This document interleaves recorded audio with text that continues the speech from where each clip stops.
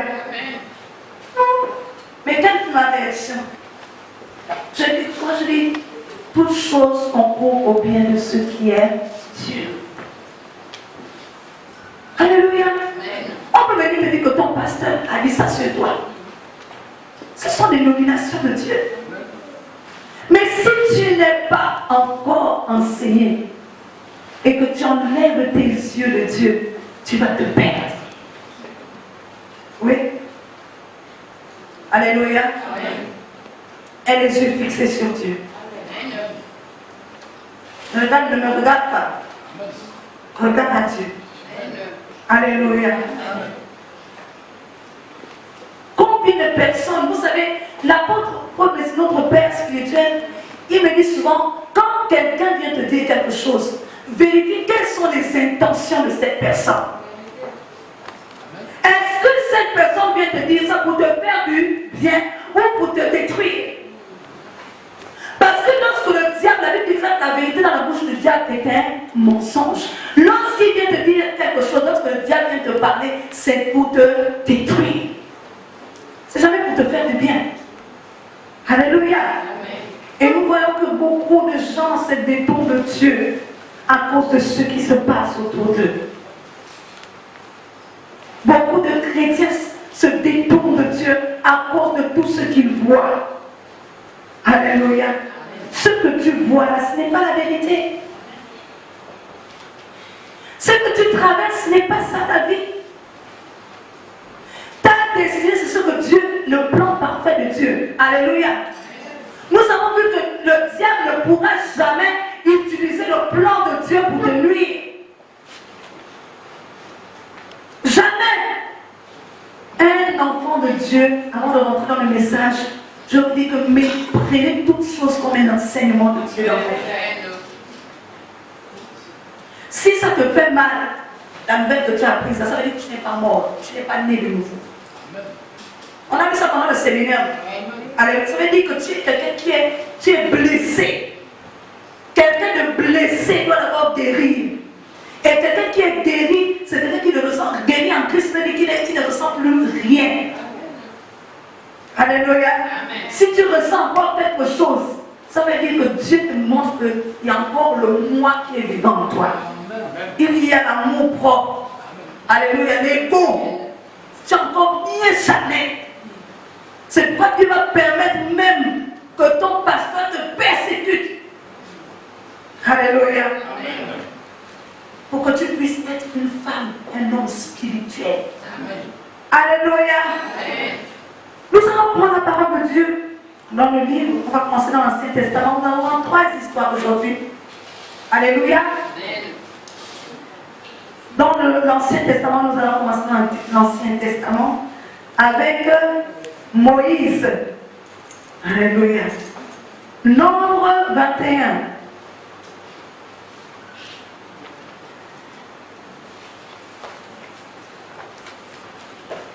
Alléluia. On va commencer verset 4. Le il, c'est qui? Le peuple. Ils partirent de la montagne de Hor pour le chemin de la mer Rouge pour contourner le pays d'Édom. Le peuple s'impatienta en route. Le peuple de qui? Le peuple d'Israël. Il s'impatienta en route et parla contre Dieu et contre Moïse. Pourquoi nous avez-vous fait monter hors du pays d'Égypte pour que nous mourions dans le désert? Car il n'y a point de pain. Il n'y a point quoi? De pain. Le pain, c'est la nourriture quoi?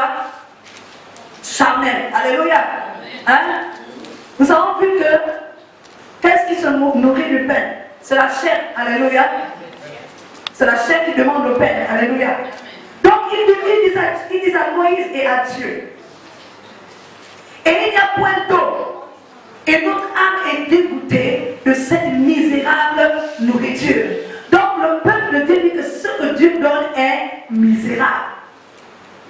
Tu considères que ce par quoi tu passes dans ce moment, c'est misérable. Hein? Tu considères que tout ce que Dieu t'a donné jusqu'à présent, c'est misérable, ce n'est rien. Alléluia. Alors l'Éternel envoya contre le peuple des serpents brûlants, il mordit le peuple et il mourut beaucoup de gens en Israël. le peuple vint à Moïse et dit, nous avons péché, car nous avons parlé contre l'Éternel et contre toi. Prie l'Éternel afin qu'il éloigne de nous ces serpents. Moïse pria pour le peuple. L'Éternel dit à Moïse, fais-toi un serpent brûlant et place-le sur une perche. Quiconque aura été mordu et le regardera, conservera la vie. Moïse fit un serpent d'airain et le plaça sur une perche, et quiconque avait été mordu par un serpent et regardait le serpent d'airain conservait la vie. On dit Amen. Amen. Alléluia.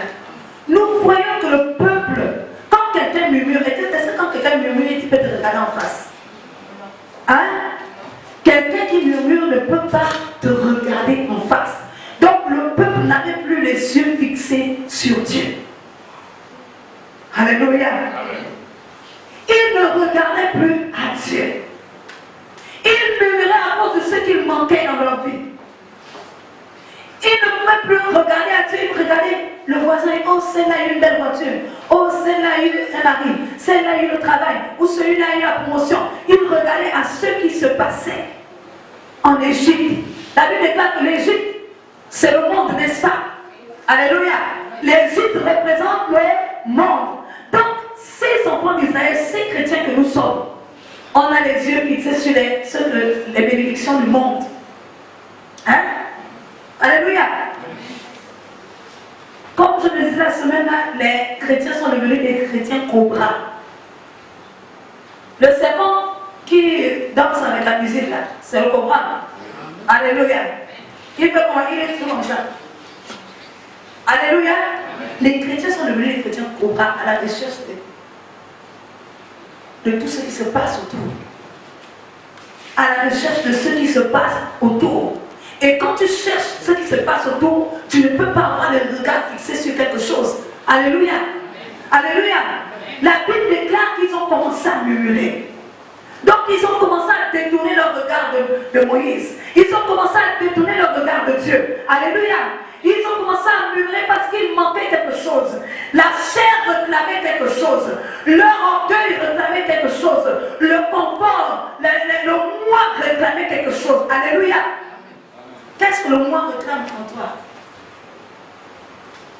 Vous savez que la haine, c'est la chair, c'est la nourriture de la chair. Hein? Combien de fois tu as servi à la chair le plat d'entrée la haine? La querelle, c'est la nourriture de la chair. Alléluia. Donc voici ce peuple-là, au lieu de regarder à Dieu, ils voulaient satisfaire leur chair. Combien de fois tu as satisfait ta chair? Mais en ce moment, tu satisfais ta chair. Alléluia. Mais la Bible dit que beaucoup sont morts. Parce qu'ils ont murmuré, parce qu'ils ont détourné leurs yeux de Dieu. Beaucoup sont morts, beaucoup ont été mordus. Alléluia. Et la solution, c'était regarder au serpent des reins. Et notre Père spirituel, lorsqu'il avait enseigné sur ça, il avait dit, le serpent de rein, c'est l'image de Jésus-Christ de Nazareth. Alléluia. Cela représente Jésus-Christ de Nazareth sur la croix. Celui qui regarde à la croix, à l'œuvre accomplie sur la croix, conserve sa vie.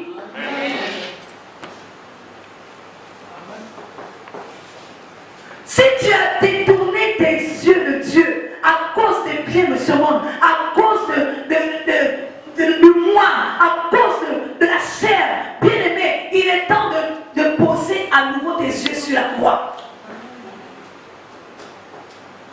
Qu'est-ce qui a fait en sorte que tu détournes tes yeux de Christ? Le travail, les enfants, le mariage, l'argent, les études, la promotion. Nous avons vu dans les enseignements que quand tu travailles là, tu travailles pour qui? Pour qui? Alléluia. Quand tu veux la promotion, c'est pour qui?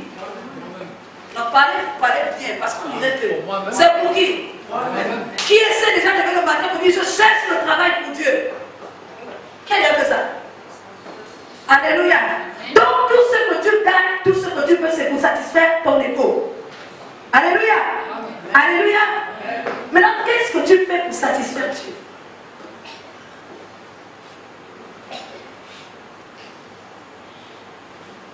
C'est à toi de me répondre. J'ai posé la question la dernière fois, qui veut que son enfant soit pasteur? Personne ne dit, personne n'a levé le doigt. Maintenant, j'ai des pilotes, ouais, médecins, ouais. Alléluia. Mais pourtant, être un pasteur, un serviteur de Dieu, c'est être un ministre. Ce n'est pas un ministre. Il n'est pas plus qu'un ministre.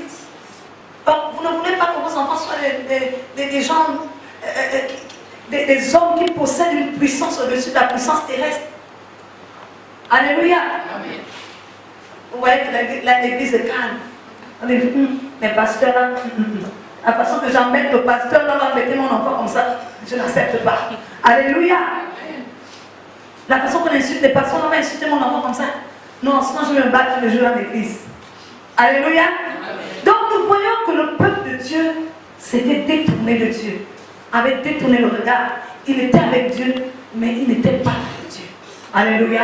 C'est pourquoi la Bible, Dieu peut dire, ce peuple m'honore de lèvres, mais le cœur est loin. Alléluia. Ils étaient en présence physique avec Dieu, mais leur regard, leur cœur était détourné de Dieu. Alléluia. Et ils ont commencé à murmurer. C'est pourquoi ils ne pouvaient plus regarder Moïse en face. Vous ne pouvez plus regarder Moïse en face. Lorsque le peuple, lorsqu'Adam et Ève, ils ont péché contre Dieu, ils ont fait quoi? Ils sont allés se cacher. Pourquoi? Parce qu'ils ne pouvaient plus regarder Dieu en face. Alléluia. Mais ce que Dieu veut de nous, c'est que peu importe la situation, viens, regarde-moi. Alléluia. Peu importe la situation, tu dois regarder Dieu. Parce que ta guérison est dans le regard. Oui. Il fallait que la Bible déclare, celui qui arrive à regarder le ciel, ça veut dire que ça devait être difficile. Ça devait être difficile. Si la Bible déclare que celui qui arrive à regarder, ça veut dire que c'est compliqué. C'est compliqué. Alléluia. Qu'est-ce qui peut faire en sorte que tu ne puisses pas venir à Dieu? C'est la culpabilité. Il y a l'orgueil et la culpabilité. Mais Dieu est au-dessus de tout ça. Amen. Dieu est au-dessus de tout ça. Tu dois vaincre. Amen. Pas pour le salut du pasteur, pas pour le salut de quelqu'un de l'église, mais pour ton propre salut. Tu dois vaincre.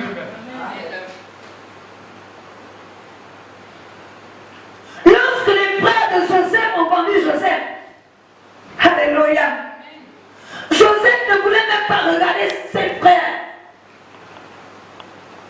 La Bible dit qu'il était tellement en colère contre ses frères qu'il les a jetés en prison, n'est-ce pas? Il a voulu rendre le mal par le mal. Il ne pouvait pas regarder ses frères. Mais après, lorsqu'il a pu regarder ses frères, il a pu dire, le mal que vous avez voulu me faire, Dieu l'a transformé en bien.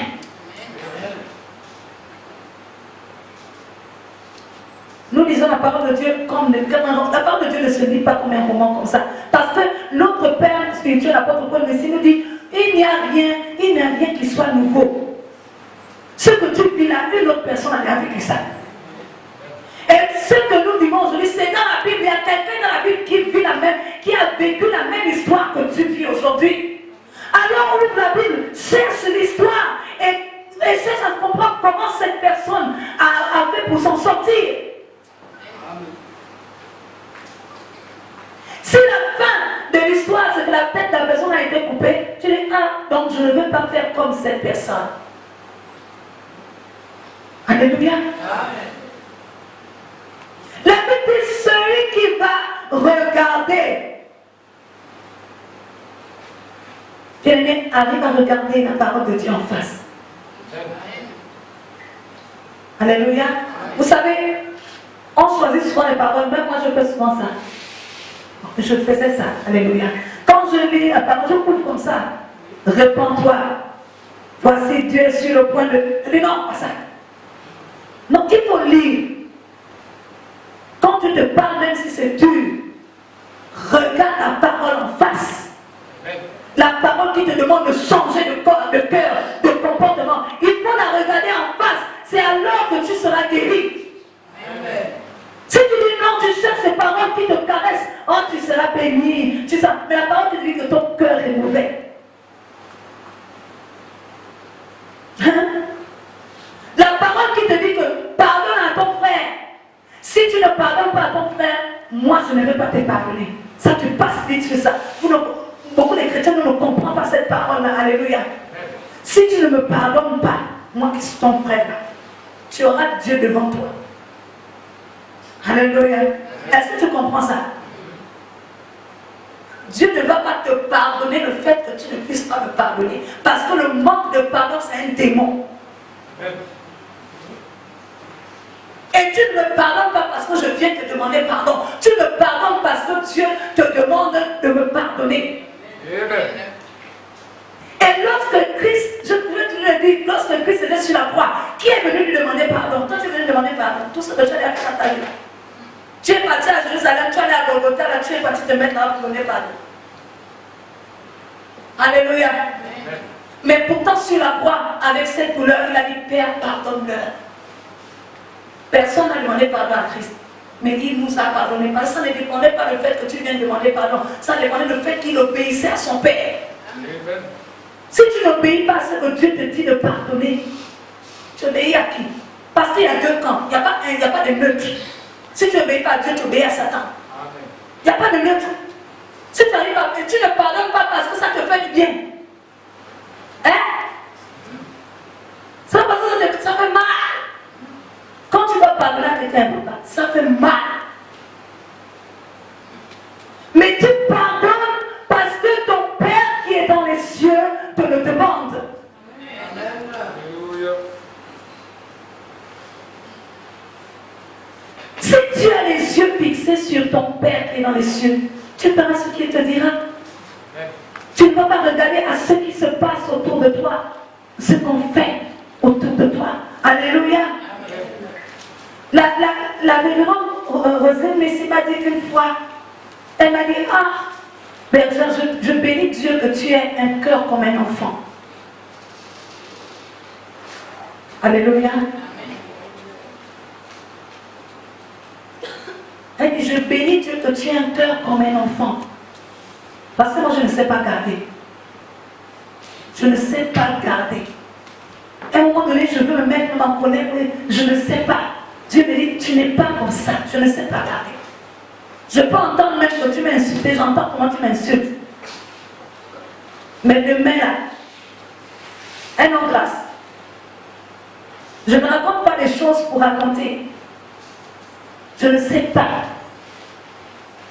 Je ne sais pas, je n'arrive pas. Alléluia.